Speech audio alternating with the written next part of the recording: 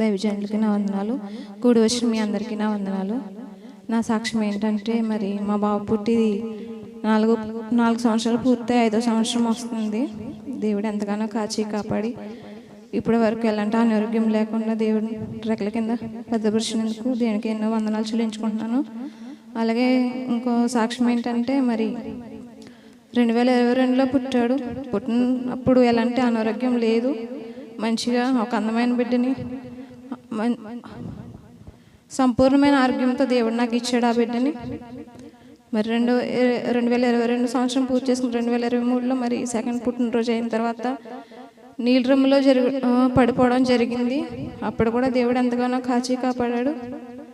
ఆ సంవత్సరం అలా పూర్తయింది. మళ్ళీ 2024 సంవత్సరంలో బాగా ప్లేట్లెట్స్ బాగా డౌన్ అయిపోయి తెల్ల రక్త కణాలు పడిపోయి చాలా సీరియస్ అయిపోయింది.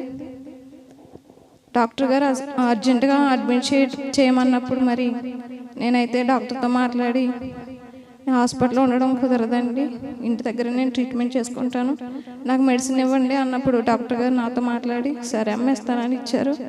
5 రోజులకి నేను మెడిసిన్ అన్నీ తీసుకుని జాగ్రత్తగా చూస్తున్నప్పటికీ మరి 6వ రోజు నేను హాస్పిటల్ తీసుకెళ్ళినప్పుడు అన్నీ పెరిగినాయి, చాలా ఆరోగ్యంగా ఉన్నాడని చెప్పారు డాక్టర్ గారు. అప్పుడు కూడా దేవుడు ఎంతగానో సహాయం చేశారు నా పట్ల. 2023 అలా జరిగింది. మళ్ళీ 2024 అలా జరిగింది. 2005లోనేమో మార్నింగ్ లేచిన వెంటనే ఆడుకుంటూ రోడ్డు మీదనే ఆడుకుంటూ మరి బండి వస్తుంటే బండిలో పడిపోయాడు. అప్పుడు కూడా యాక్సిడెంట్ అయింది.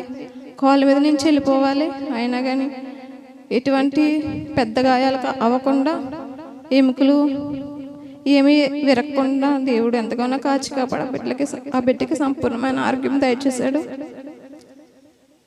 2025 సంవత్సరం అంతా దేవుడు కాచి కాపాడి 2026 సంవత్సరంలో మరి ప్రవేశపెట్టారు.